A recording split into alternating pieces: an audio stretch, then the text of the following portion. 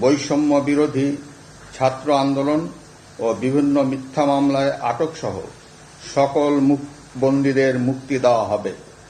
বৈষম্য বিরোধী ছাত্র আন্দোলনের নিহতদের পরিবারদের ক্ষতিপূরণ প্রদান ও আহতদের সুচিকিৎসার প্রয়োজনীয় সকল সহায়তা দেওয়া হবে।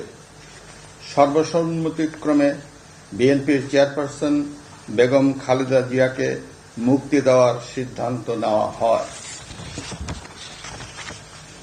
প্রিয় দেশবাসী, আমি দেশের আইন শৃঙ্খলা পরিস্থিতি স্বাভাবিক করতে এবং লুপ্তরাজ ও ধ্বংসাত্মক কর্মকাণ্ড বন্ধ করতে রাজনৈতিক দলগুলোর প্রতি আহ্বান জানাচ্ছি। বৈষম্য বিরোধী ছাত্র আন্দোলন ও বিভিন্ন মিথ্যা মামলায় আটকসহ সকল বন্দীদের মুক্তি দেওয়া হবে। বৈষম্য বিরোধী ছাত্র